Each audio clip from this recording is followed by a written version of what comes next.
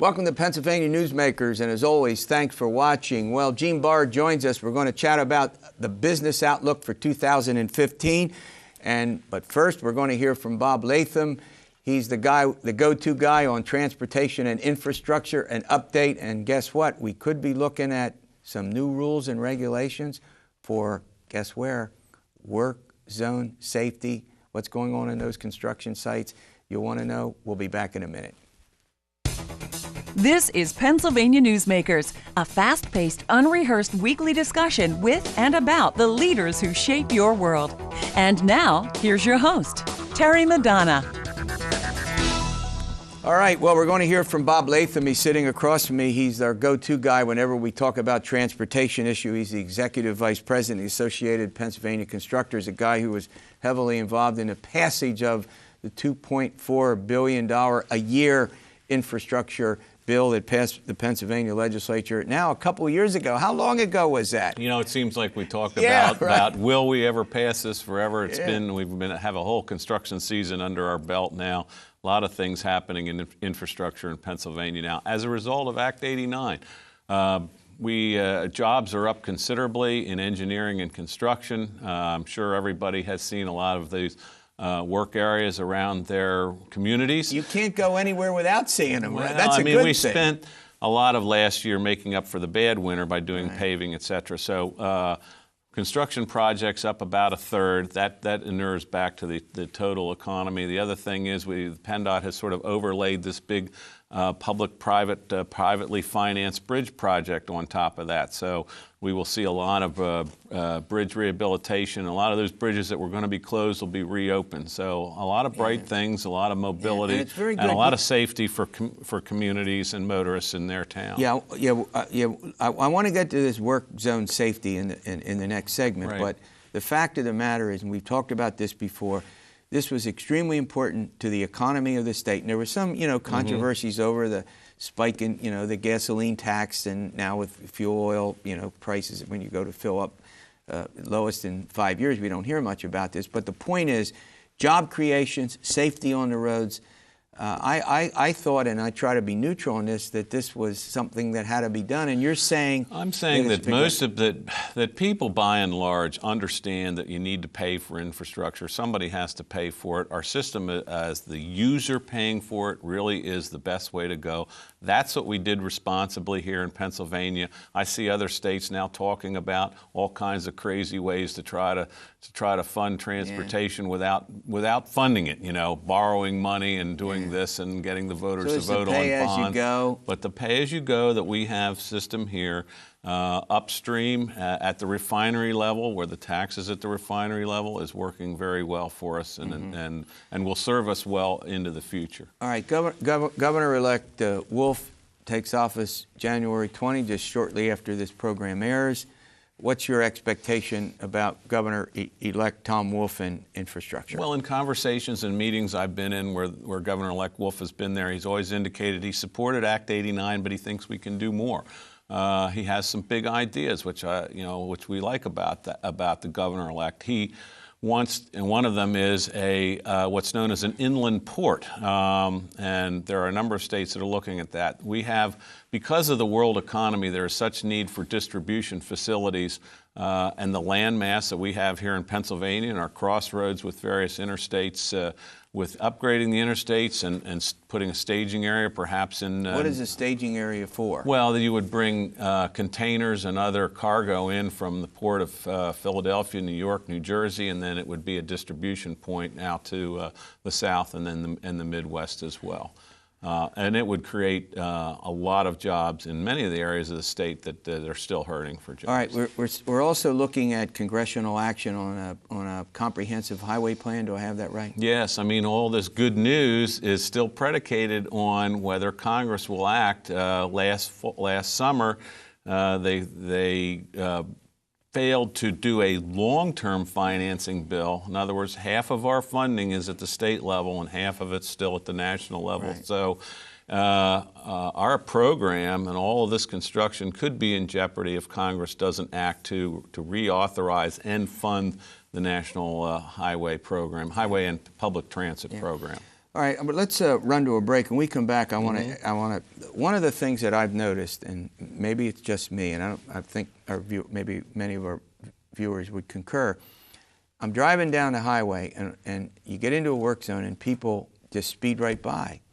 I mean, I don't think I've ever seen, not just on those highways, where there are work zone, where there's a work zone going on, but literally on the highways in our state, just a lot more people driving faster and, in a sense, driving recklessly. I don't want to put you on the spot, but there is a program in Maryland that you and I are going to talk about after the break. It could be coming here and could be a big change for what to do about speeding, particularly in work zones.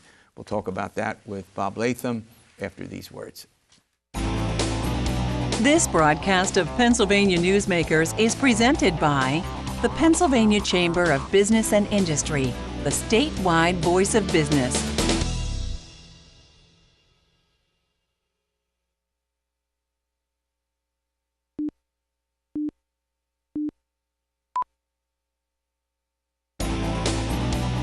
This broadcast of Pennsylvania Newsmakers is brought to you by the Pennsylvania Highway Information Association, the go-to source to learn about transportation projects and issues.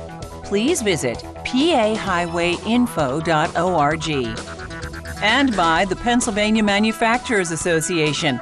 Business in Pennsylvania is our business. Welcome back. Automated speed enforcement systems. Bob Latham, it's a term I've never heard before. It sounds a little complicated, but the concept isn't, right? The concept is pretty clear. So what does this mean? What it means, Terry, is right before the break, you laid it out. We're going to have a lot more work going on, and we're not building new roads. We're repairing existing ones, and there's no way that we can just close them down. So they have to be done under traffic, which means all of our highway workers, whether they're working for state agencies or private contractors, are out there under traffic. And getting people to just slow down as they go through the work zones is a key to safety. Not only safety for the workers, but for the drivers themselves. And we've seen excessive speed through these work zones as a contributing factor in almost half of all fatalities and injuries in work zones. Wow. Just last summer, the Turnpike had an employee who was killed doing routine maintenance because a truck drove right through the queue at excessive speed. So what we're trying to do is understand that we can't have a cop at every work zone. And even the state police, although they derive a lot of money from the highway program, can't be everywhere and don't want to be everywhere. So what we've seen in other states, and Maryland in particular, is a very successful program which basically you have what you said, automated or cameras in the work zone. And there is, when you come into a work zone in Maryland, it'll tell you what the posted speed is, and it tells you that there's an automated enforcement going on. So if you speed through that work zone, they get your license? They get your license, just like at the Easy Pass or whatever, and send you a citation in the mail. The program has been extremely successful there. We think it can apply here as well. We've seen Maryland has saw a reduction of 80% in speeding in work zones. And not only that, over the first 2 years that the program was in place in Maryland, they've seen citations cut in half. This program has been criticized by some as a revenue source as opposed to a safety program. Well, the thing is, in some of those areas where they've received that criticism, it's because the state hasn't dealt with funding. We've dealt with funding here. So I don't want to say we don't need the money, but we're not doing this instead of in lieu of a proper funding mechanism. It's a safety program, save lives of workers and people driving through the work zone. That's most important for people to remember. How does this happen? Does it take a state law? Can a governor do it by regulation? I think it would require legislation. And Senator Dave Argel from Schuylkill County has indicated he's interested in proposing legislation this year. We believe there may be legislation in the House of Representatives as well. So we're looking forward to passing this safety measure. And you're optimistic about this? I'm optimistic that it's going to get some traction, yes, absolutely. Yeah. Again, You know, it's very tough. If anybody really wants to have an idea what it's like out there, pull over to the side of the road sometime, get out of your car, just stand there, see what it's like. I mean, people going by at 70 miles an hour, it feels like a hurricane. And if we can just get motorists to slow down, they'll save their own lives, their own families' lives, as well as the lives of the people who are working on those projects, trying to make the road safer for them. Well, yeah, good luck with this. It seems to make sense. I mean, I think we all look at cameras and we're all, okay, here we go again. But, right. if There's we're talking always some about controversy when you talk about a new program or something that's automated like this, but it has worked very well in other states. And the focus here is going to be on getting people to slow down. It is not a revenue source. Well, look, you'll come back and keep us updated on the progress, plus on the construction. We're going to have a new administration shortly. We'll see if Governor-elect Wolf what he proposes in the legislature, maybe in his big budget message on March 3rd. We'll get a sense about where he might go with transportation, other infrastructure projects. All right, coming up, Gene Barr. He heads the Pennsylvania Chamber of Business and Industry. We'll take a look at the business outlook for this state in 2015, plus what the business community can also expect from the incoming administration. We'll do that after these words. This broadcast of Pennsylvania Newsmakers is brought to you by Pennsylvania Credit Union Association. Pennsylvania Credit Unions, where people are worth more than money. To find a credit union that is right for you, check out ibelong.org. And by the Energy Association of Pennsylvania, Pennsylvania's energy information source.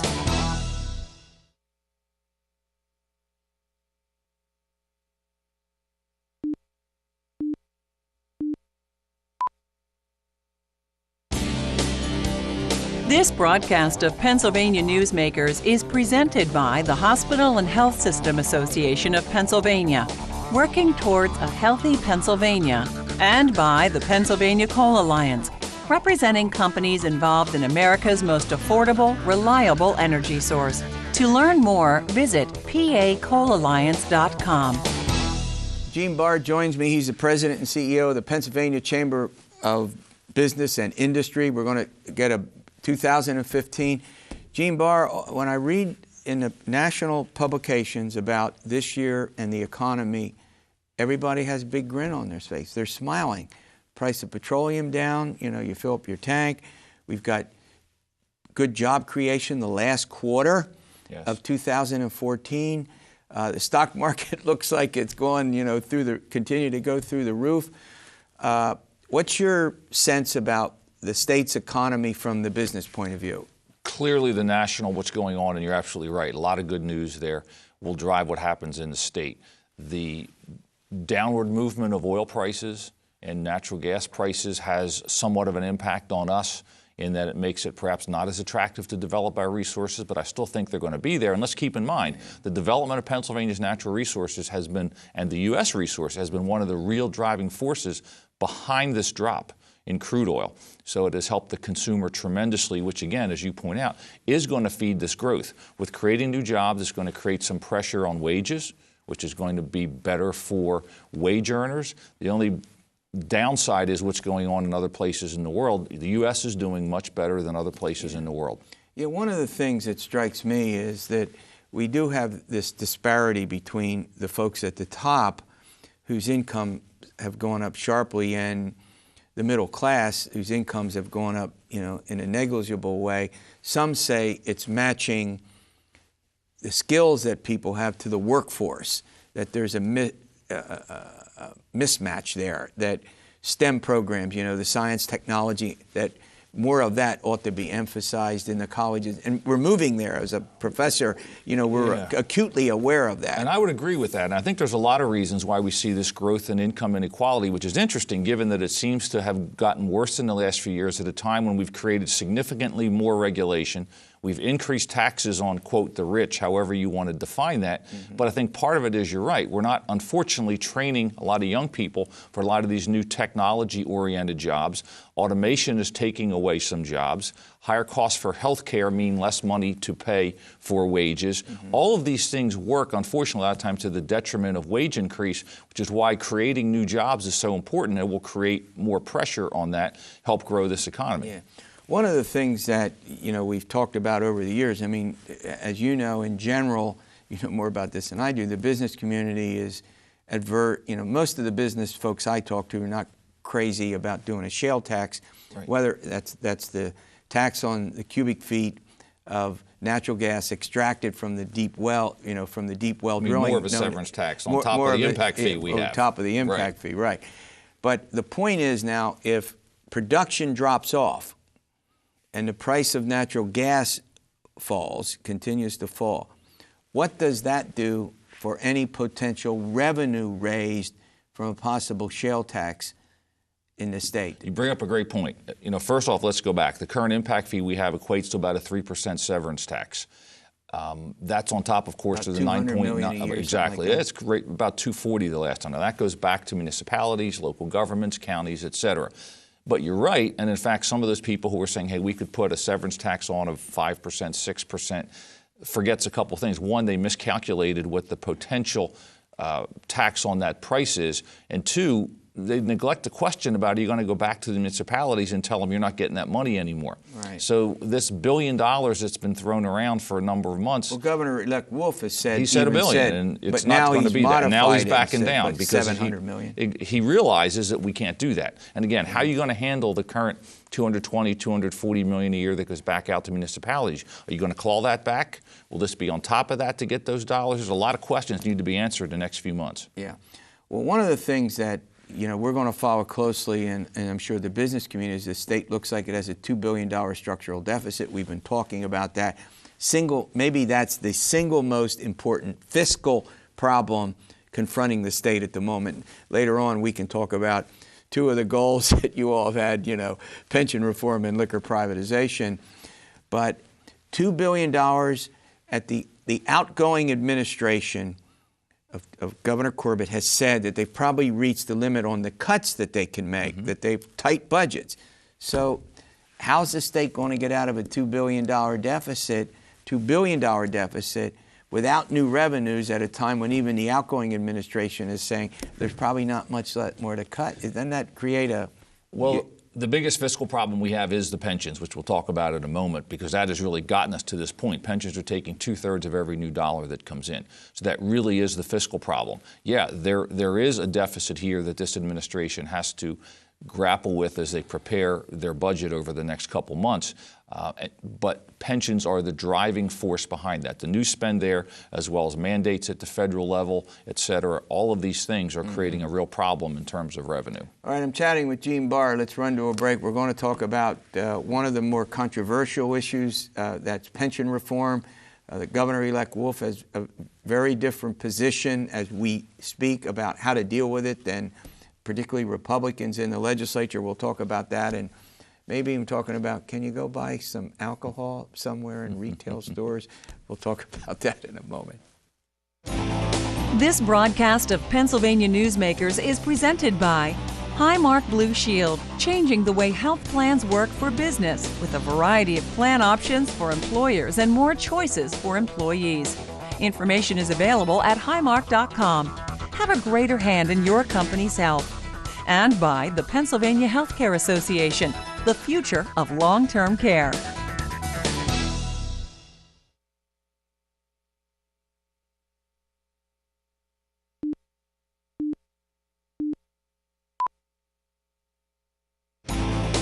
This broadcast of Pennsylvania Newsmakers is brought to you by the Pennsylvania Business Council and by the Pennsylvania Business Council Education Foundation. I'm talking with Gene Barr from the Pennsylvania Chamber of Business and Industry. We're getting a little business update. We're looking ahead. We're into 2015. Lots of important activities going on. Gene, we talked earlier, the business community has a decided point of view about pensions. It's very different than what Governor-elect Wolf wants to do. if the business community had its way, what resolution for the, I'll call it $60 billion pension deficit, what do you think are workable solutions? From our perspective, there is no important financial issue facing the Commonwealth in pensions. It's what's driving the downgrade in our credit rating, which makes it difficult to borrow across the board for whatever we do. And it's caused from a number of things. There were years during the Rendell years when the appropriate monies weren't put into the pension. Right. There were retroactive benefit increases, some of the market downturns. We believe it needs to be substantively fixed, not the old term kick down the road. We need to fix it now. And there are really two issues. One is stop digging the hole that we've got this in and come up with a system that makes sense. But also we have to figure out how to pay whatever that number is. And I've heard it's even 60, up above 50, 60, yeah, whatever, which doesn't include even what the local share of that is, which is about $7, $8, $10 billion, mostly Philly and Pittsburgh. That has to be fixed. Our view is we will not agree to have any discussion of any new revenue until you fix that, because that's what's driving the problem. Mm-hmm. It's, as I mentioned earlier, it's taking 2/3 out of every new dollar of revenue. We have to change it and come up with a system that's closer to what most taxpayers get, which is adjusting for what demographics are. We can no longer have pension systems, benefit systems that are based on 60, 70-year-old demographics. It doesn't work anymore, yeah, and the taxpayers can't pay. It's a reason why property taxes have soared in recent years. It seems like that's the, most Republican lawmakers, even though during the court, would agree with you. I think that's true. Mm-hmm. A few Democrats, but there is a partisan division over that. I think you would agree. But at the local level, if you talk to mayors, they will give you a very distinct I agree. issue. Democratic mayors. That's right. I've had them on. We've talked about that. Exactly. You're right about that. So overall, but the governor-elect says, no, I want to borrow money. We'll do some bonds. We'll make some investments based on that. We'll make more money and we'll pay off the pension debt. You don't think long-term that works? Well, first off, as I said earlier, our pension problems are creating not only the problem that we're in, by and large, $600 million up to $1.2 billion and growing over the next few years is what the state has to pay. But it's what's also caused the downgrade in our credit rating. Yeah. So to go out and borrow before you fix what caused your credit downgrade is costing you significant money. So it really is the reverse way that, in our view, we need to look at this. Okay, we only have about a minute left, and we'll have you back. I think we're going to deal with liquor privatization. Senate wouldn't do it. The House passed a liquor privatization bill, as you know. Does modernization work as a substitute? Keep the liquor store system, but expand the licenses? And is that a In our compromise? View, you need to bring real competition into this system. You need customer choice and convenience like 48 other states have. We need to make it more convenient for people to buy, for responsible adults to buy. Mm-hmm. We have a system now where you have certain grocery stores that are selling beer. We need to expand that. I've bought in them. Their security systems are tremendous. They scan everybody. We ought to have the LCB doing what it is that they should be doing, which is enforcement, and not in charge of wholesale and retail sales. All right, thanks for the update. You'll come back all through the year and we'll chat some more about it. All right, we'll see you next week for another edition of Pennsylvania Newsmakers, and as always, stay well.